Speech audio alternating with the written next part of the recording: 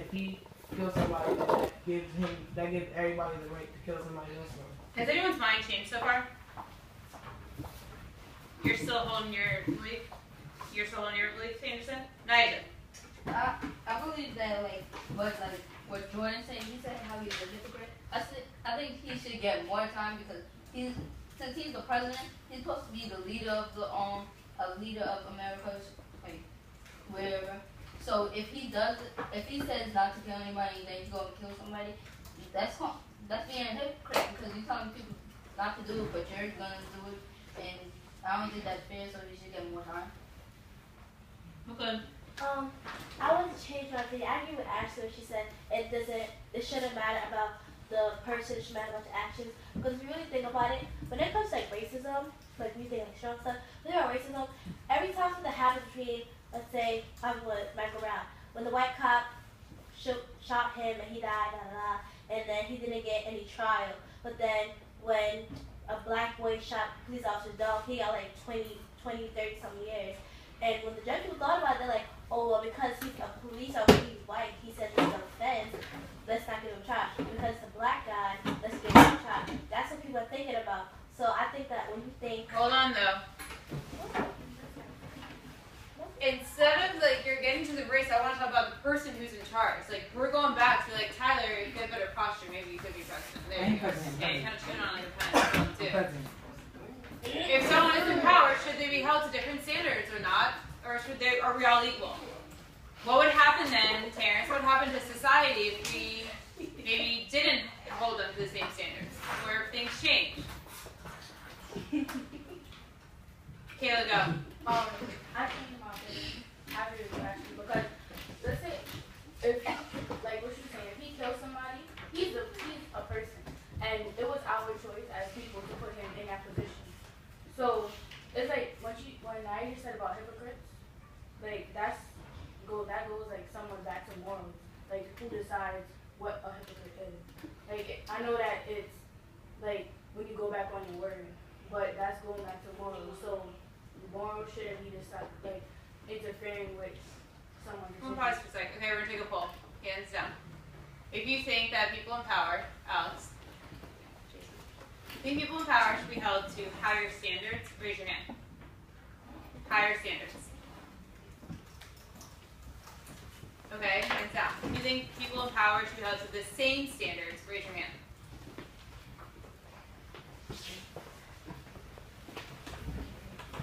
Okay, hands up. We're going to look at a text. You'll be able to get your opinion across too. And this text is an actual letter from this man, okay? So this is a real person. His name is Lord Acton. We're going to give you a little bit of information about him before we're going to read an actual letter that he wrote. So check the screen right now. He's from a while ago. Lord Acton was a devout Catholic. He's very strong with his religion. However, he disagreed with the actions of Bishop Crichton. He perceived the bishop to be allowing popes, and popes are people in power, to get away with things that common people would be in trouble for and or looked down upon.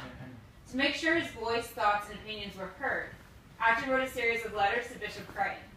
Today you're going to read an excerpt from one of his letters that he wrote in 1887. This is old, but this man has some of the same opinions as some of you in this room, but he would definitely disagree with about half of you. Pull the letter in front of you.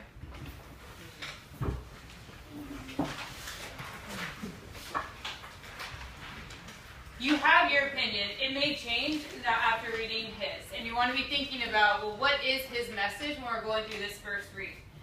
Annotate any questions you have. Annotate all pronouns. When you see I, you should know who I is. When you see we, label it. They, label it. Starting from the top.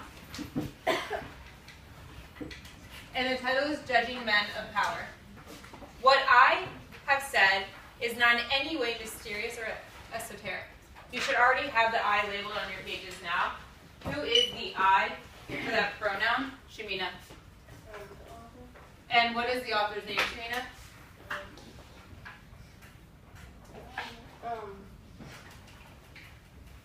Lord Acton. How's that down? Remember, he's writing this to the Pope. It aims at no secret moral. It supposes nothing and implies nothing, but what is universally current and familiar. It is the common, even the vulgar, code I appeal to. Good, Shalia got that next pronoun. Pick a pretty Naisha. It's supposed to. Upon The 2 points. not the, go back. Upon these 2 points we differ widely. Still more widely with regard to the principle by which you undertake to judge men. Pause. So we have the we, label who we is. Remember, we have the I, and who is he writing it to.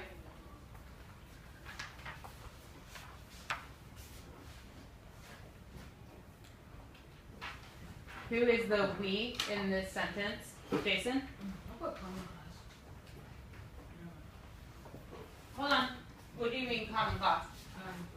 I just said common class because when he was doing the introduction about him on that, so something about the common class.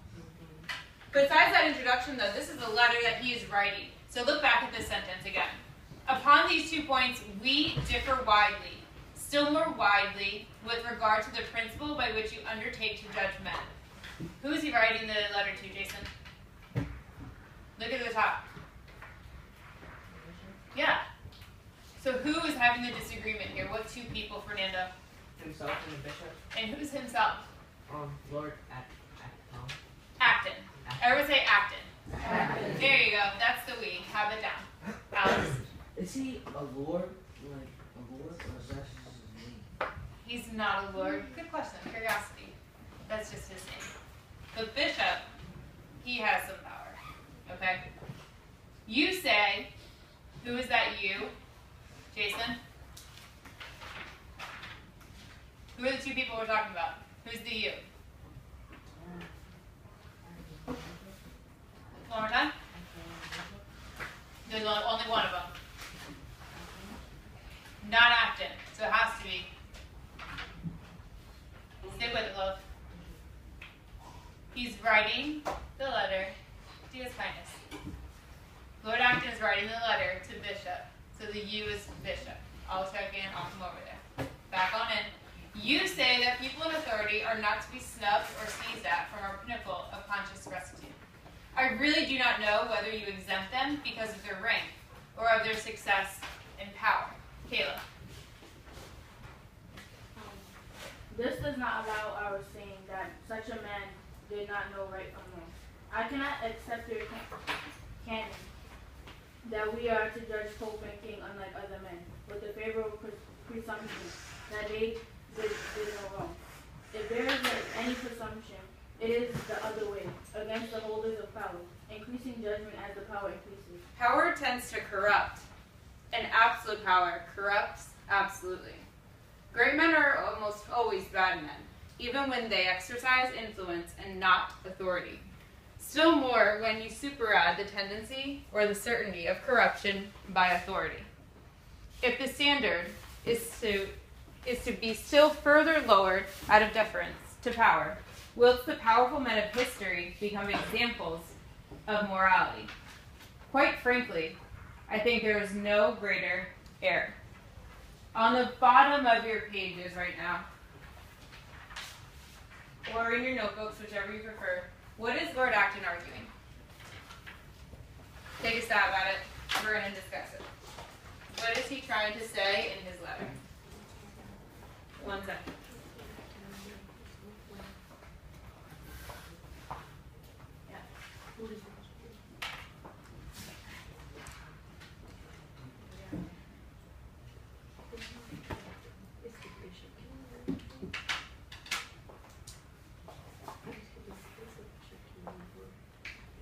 Put it in words. Yeah. Who specifically? Exactly.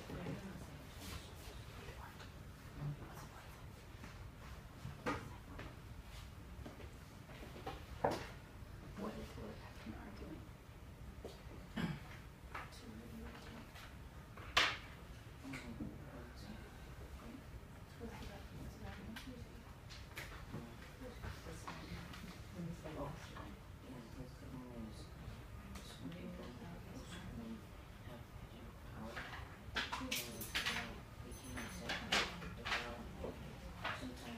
who thinks they know or has an idea they want to just share out right now? Because it's only read one. We only have some like overarching information, not too much. You can take notes as we're going on through. Shamina, go ahead. I said that he's Hold trying on, just in the back, or in the middle back. Go ahead. I said that he's trying to say that he disagrees with the idea with the Pope. Then he said, let me read what I wrote.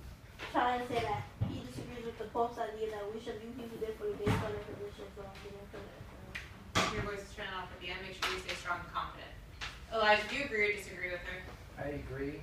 With what? I agree with that he's trying to say that everyone is equal. And he's trying to say that all people are equal and that it is false to assume that people deserve more punishment than others for the same crime.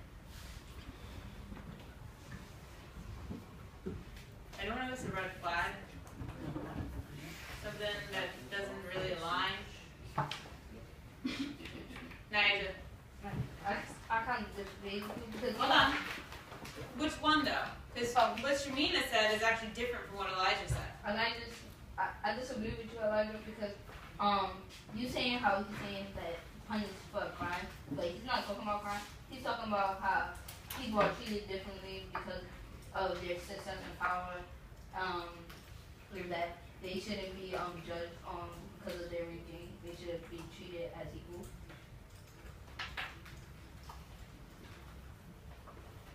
Anderson? Hold on. I disagree with all of y'all.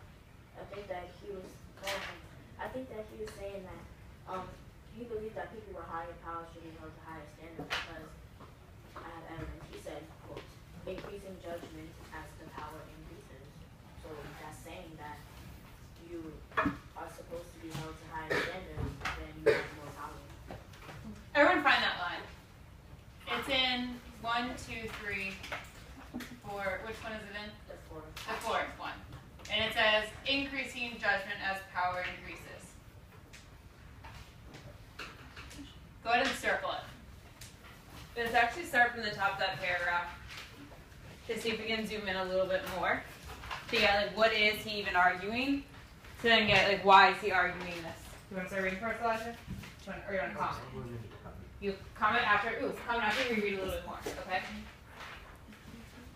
I cannot accept your canon that we are to judge Pope and King unlike other men.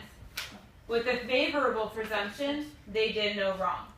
Paraphrase right now what Bishop Crichton and Lord Acton disagree about. Write it down.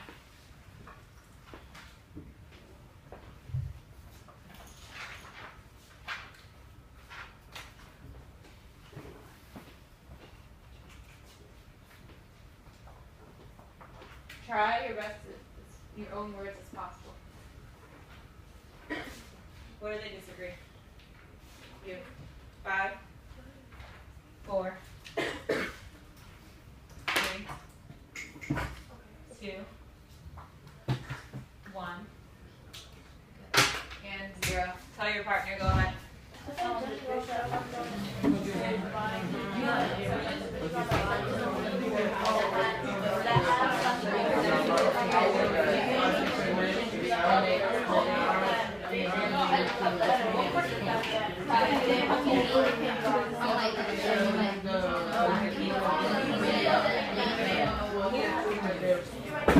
Okay, bring it on back. And if you either have the right answer you think, or you learned it from one of your peers. Elijah, go ahead. I said that we disagree about the persecution of those who have a certain amount of power or lack of it. What does Lord Acton believe? McLean. I said that Lord Acton believes that what they're arguing or what he believes. What is he? That's well. What he believes is also what he's arguing. Yeah, I said that he believes that people shouldn't be judged off of unknown information because he said that I can accent here. He said canon. I don't know. That we are to judge Pope and King unlike other men with a favorable perception of unknown information. So I think it means that he doesn't feel comfortable. Hold on. Look at those two words. Everyone star the two words favorable presumption. Star them.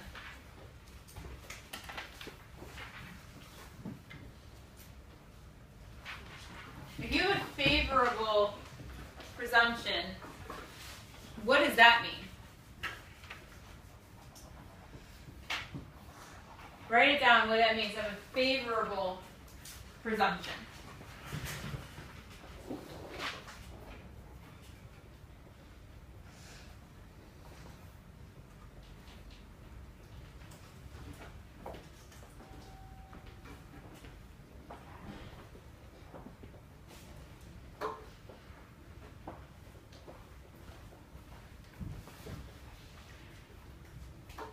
Alex Wyckoff, I said on the side.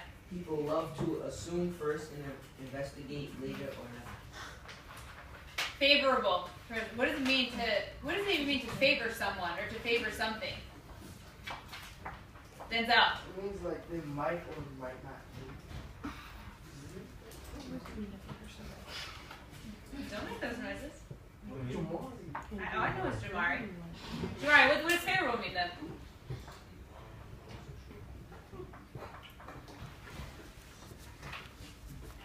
Kaylee Walker. When you favor somebody, that means that like you show them more kindness, like more. You give them more advantages than other people. Co-sign if you favor chocolate ice cream over vanilla ice cream. Co-sign if you favor vanilla ice cream more than chocolate ice cream. What does that mean then, that you favor something?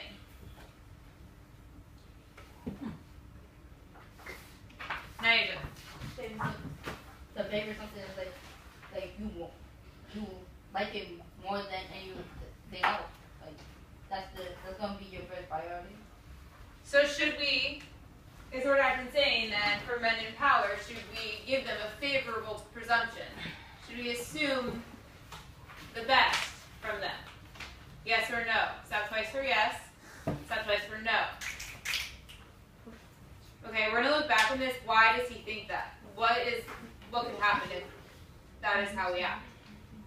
Anderson? Well, you said what? We're gonna jump back in, and we're gonna figure out why he has this belief, why he's arguing this claim. Okay? Shamina, question? Hold on. Go ahead, Shamina. Tell you the answer, but we're about to read it so long. Go ahead, Shamina, go ahead. Say it. It says corruption by so he's saying that people like they'll abuse their power to get more like to benefit themselves rather than the other people they're supposed to be benefited. So Your voice is trying once again. rather than the people they're supposed to be benefiting. We're gonna. I'm not sure if you're fully right. Okay, we're gonna go back in. Pull your papers in front of you, starting from the top again. We have his argument already. Why does he believe this? You want to find at least 3. There's definitely 2. I'll do up to. Some of you will have 3. Terrence, go ahead. What I have said is not in any way mysterious or historic. It appeals to no hidden code. It aims at no secret moral.